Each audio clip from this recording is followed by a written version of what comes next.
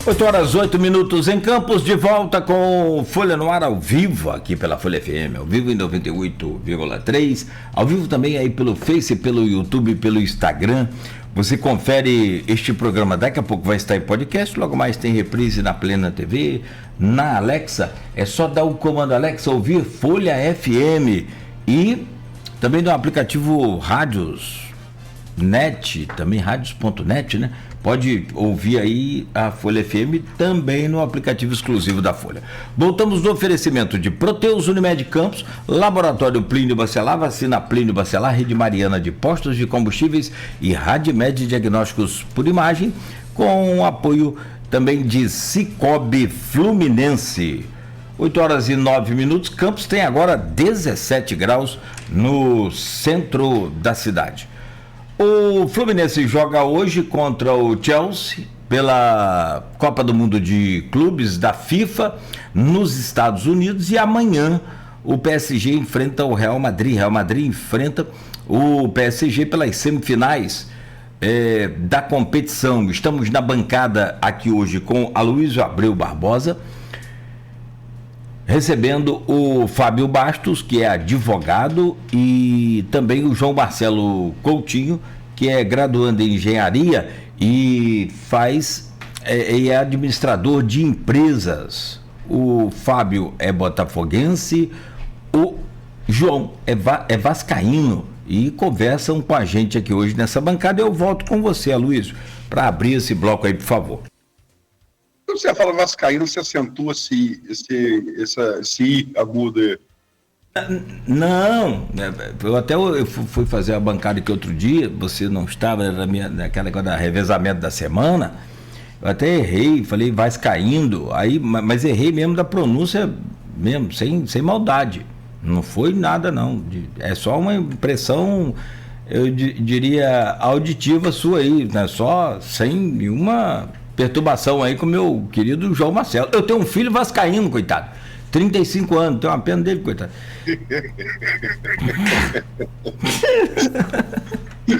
Coitado, que ótimo. Cara, o Vasco é um gigante. É grande. É um gigante. É a segunda maior torcida do Rio de Janeiro. Né? O Vasco precisa ter renovação. Porque o João Marcelo é um cara novo, torce pelo Vasco, mas se bem que ele já falou que se Fábio, 44, e Thiago Silva são idosos, eu Nogueira, você, Cabal, são idosos dentro do campo, né? Que aí, com a idade elevada, vocês estão tão novos aí, então muita coisa para lenha para queimar ainda. Fabão tem quantos anos? 37. Fabão, eu pensei que o Fabão fosse mais. Não, o Fabão tá novo ainda. 37. Mas eu, Nogueira, a gente tá, né? Há quem pinte cabelo, né? Há também que é diferente de mim, como Nogueira, tenha cabelo, né? Mas enfim. Gente, vamos lá. Desempenho dos demais times. Falando muito do Fluminense, sem sombra de dúvida, o desempenho mais consistente.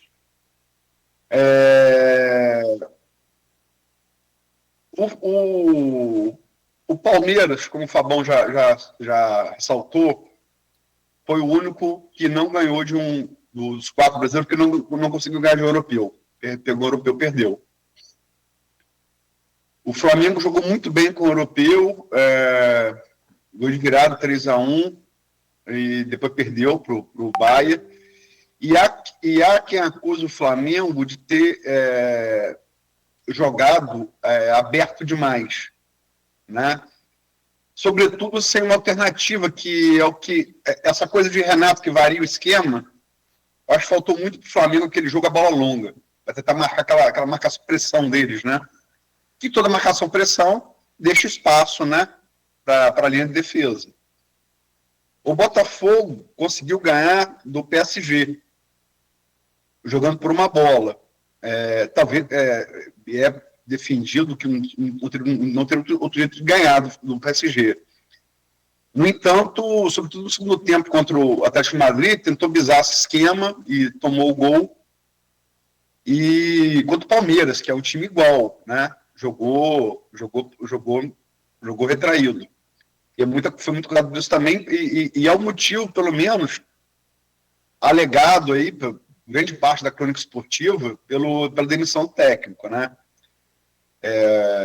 O dono do Botafogo, que é o Chet Textor, né, falou que não seria o Botafogo Way de jogar, enfim.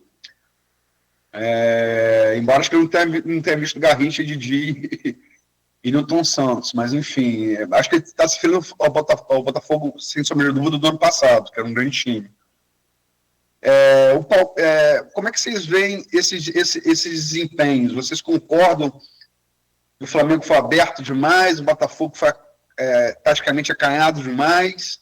Não contra o PSG, contra os dois confrontos seguintes.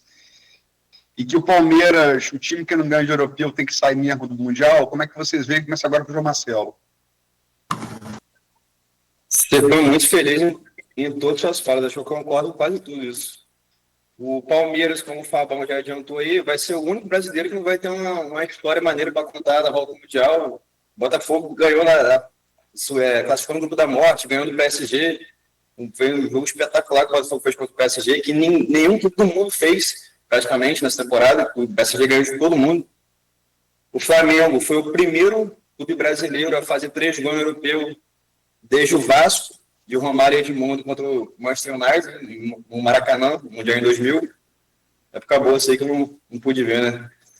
Mas o Flamengo, eu concordo 100% com você. Eu, inclusive, falar isso, porque eu conversei com os amigos flamenguistas, eles falaram que faltou variação de jogo, no jogo contra o Bayern, que poderia ter dado mais trabalho.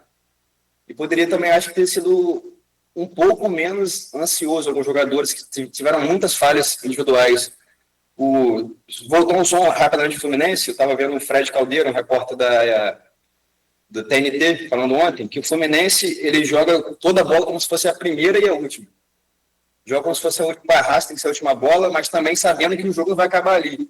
E tem a primeira, que tem muito mais jogo ainda, para ter a calma, para não ser ansioso. Acho que faltou um pouco isso do Flamengo contra o Bayern. Foi muito aberto, mas o Flamengo fez uma ótima fase de grupo. O Botafogo também fez acho que o Botafogo na fase de grupo, acho que o que você pode mais destacar é o Botafogo, por causa do grupo da morte, né? Acho que nem sei se o Fabão acreditava no Botafogo, ele vai poder falar com muita propriedade sobre o Botafogo, mas o Palmeiras ficou devendo. Eu achei, não dá para dizer que foi uma decepção que chegou nas quartas, mas acho que dentro dos 4 brasileiros foi o que mais decepcionou, pelo que se esperava do Palmeiras. Um grande time, muito investimento, muito mais investimento que o Fluminense, por exemplo.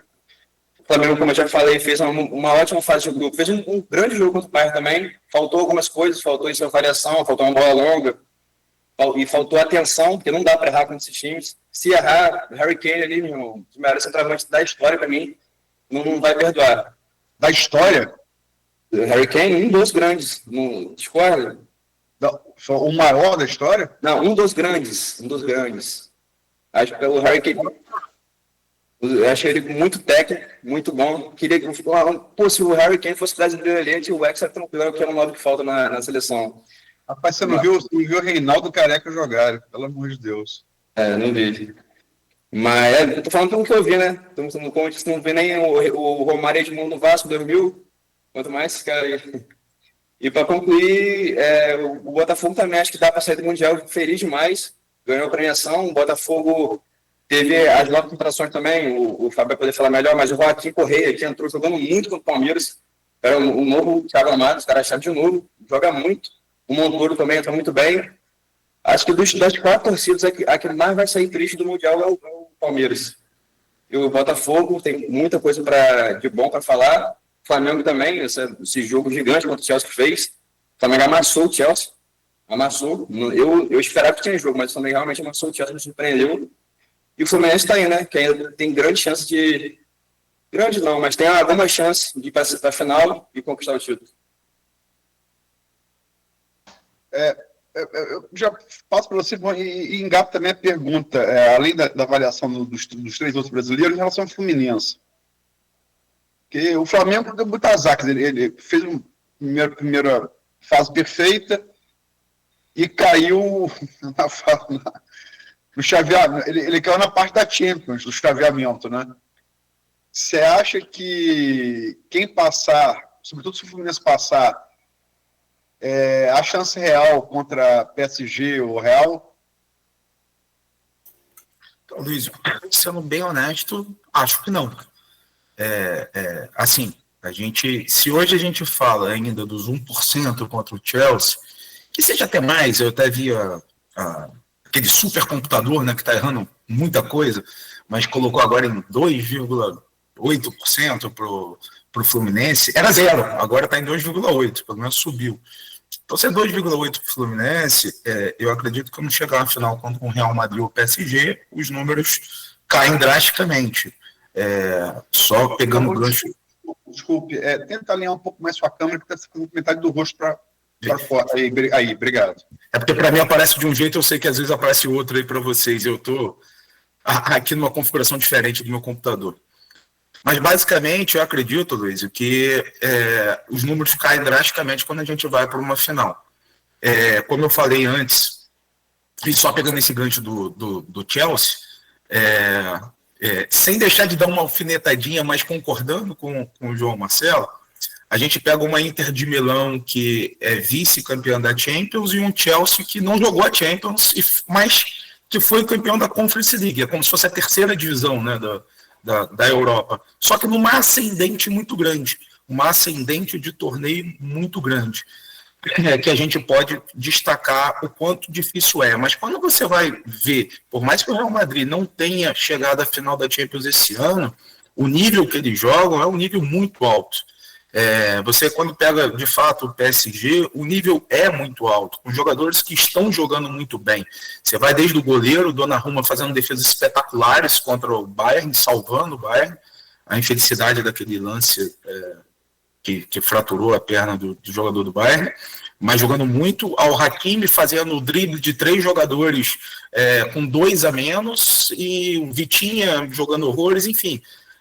Nós temos ali um elenco que é sensacional. Então, eu acho que quem for para a final, tanto o Fluminense quanto o Chelsea, eles não serão favoritos, sendo o Fluminense com uma desvantagem muito grande. Então, dá para dizer que o lado que o Flamengo pegou era o lado sim, o lado... enquanto o Botafogo pegou o grupo da morte, o Flamengo pegou o chaveamento da morte. A gente pode talvez fazer essa analogia. E aí, respondendo a primeira pergunta, quanto aos times, eu vejo que o Flamengo, de fato, eu acho que faltou variação de jogo, eu acho que isso é senso comum entre todos, vi até, sem entrar também em detalhes que não é a pauta de hoje, mas começaram agora, eu acho que quando acabar o Mundial vai ser interessante ver os debates que irão surgir, já estão surgindo, como, por exemplo, ontem a notícia de um processo possível de ruptura com o Boto no Flamengo, e até quem critique já o Felipe Luiz para ser demitido. Então, assim, ontem a matéria do GE.com colocava na capa o Boto para ser desligado, mas lá botava já quem defenda na diretoria a demissão do próprio Felipe Luiz. Então, assim, eu acredito que isso foi uma vertente do Mundial, mas, claro, com vários fatores positivos a comemorar. O Palmeiras, por sua vez, entendo que faltou futebol. Eu sou pragmático em dizer isso. O Palmeiras é o time, o Botafogo perdeu, não tem nada a ver com isso, mas, e eu vou entrar no aspecto do Botafogo, mas o Palmeiras é o time que nos últimos anos, se a gente pega dados estatísticos do Abel, o Abel não vence time de G6, o Abel não vence time bom. É um time muito consistente, que consegue resultados maravilhosos contra os times medianos e mais fracos, e que isso faz com que no brasileiro ele sempre esteja lá na frente.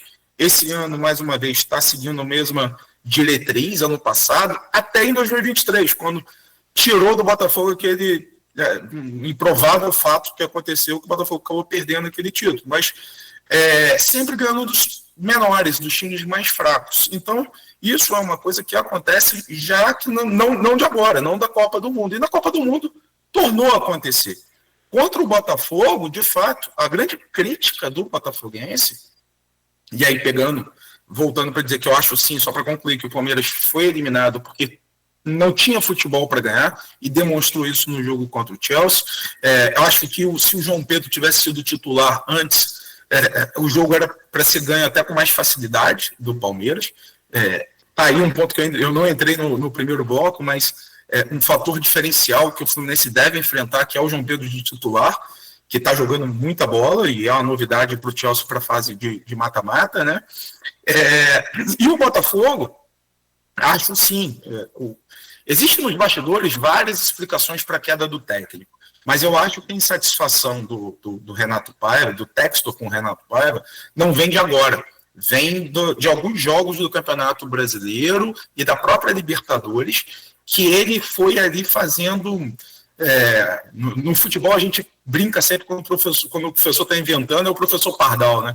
Ele fez muitas invenções de estrutura de jogo, colocando lateral de ponta, até que foi bem, eu não posso deixar de falar isso, mas que foram chateando o Textor. E o Renato Paiva, para quem não lembra, o Botafogo, o Textor, ele quis ali, tentou vários treinadores, né? Sempre da prateleira dos europeus. E o Renato Paiva foi o quinto ou sexto escolhido.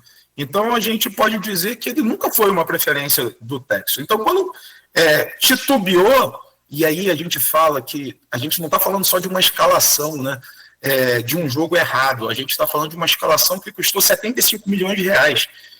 A gente acha, como botafoguense, todos até os jornalistas falam, o próprio jogo Botafogo e Palmeiras no Allianz, que foi o primeiro jogo do Campeonato Brasileiro, o Botafogo foi para cima do Palmeiras. E quase ganhou, não ganhou porque perdeu o gol. Foi muito superior ao Palmeiras o jogo todo. O mesmo Palmeiras que a gente, de fato, achou, o Renato Paiva achou que ele ia replicar a escalação do contra o PSG, que perfeito, a gente fez tudo corretamente, a gente vai levar esse grande feito.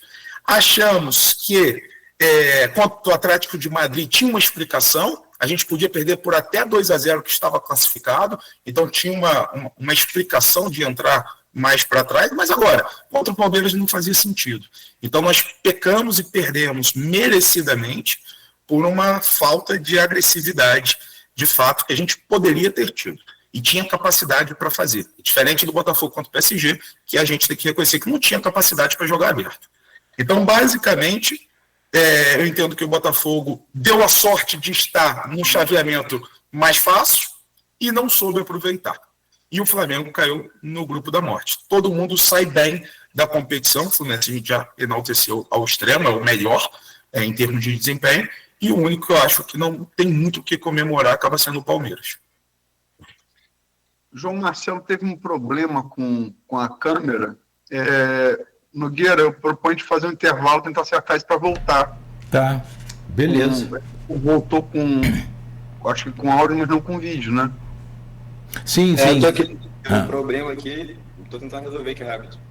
Tá, vamos lá para vamos pro intervalo. A gente faz essa pausa então rápida para voltar e ouvir aí a opinião e o pensamento do João Marcelo Coutinho aqui na Folha FM. São 8h26 em Campos.